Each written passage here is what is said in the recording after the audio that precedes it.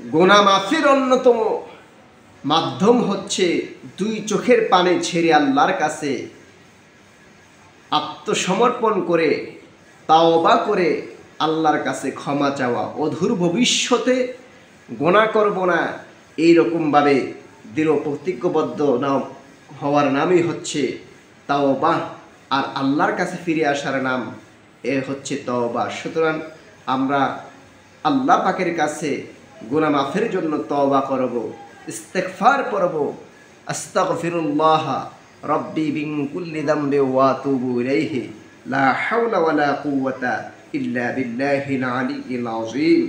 আমরা এই দোয়া আল্লাহ পাকের শিখানো দোয়া পড়তে পারি, রব্বিগফির ওয়ারহাম ওয়া আনতা খায়রুর রাহিমিন।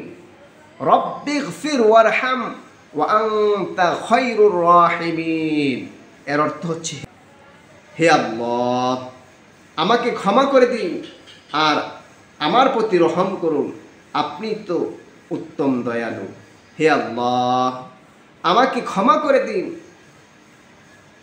আর আমার প্রতি রহম করুন, আপনি তো উত্তম দয়ালু। এইরকমভাবে দুই চোখের পানি ছেড়ে আপনি আল্লাহ পাকের দরবারে দোয়া মোনাজাত করতে পারেন। আল্লাহ রাব্বুল আলামিন তিনি হচ্ছেন ক্ষমাশীল, তিনি হচ্ছেন দয়াশীল, তিনি হচ্ছেন রহমানুর রহিম, গফুরুর রহিম। বান্দা যখন বারবার আল্লাহর কাছে এই দোয়া পাঠ করবে, রব্বিগফিরলি ওয়ারহাম ওয়া আনতা খায়রুর রাহিমিন, আল্লাহ রাব্বুল আলামিন তখন বলবেন, যা বান্দা বারবারই আমাকে বলছো তুমি আমার প্রতি রহম করো, রব্বিগফিরলি আমাকে ক্ষমা করো, ওয়ারহাম রহম করো। এই দোয়া যখন তুমি বারবার আমি আল্লাহ পাকের কাছে করছো, আমি আল্লাহ রাব্বুল আলামিন তোমার সমস্ত গুনাহগুলি মাফ করে দিলাম।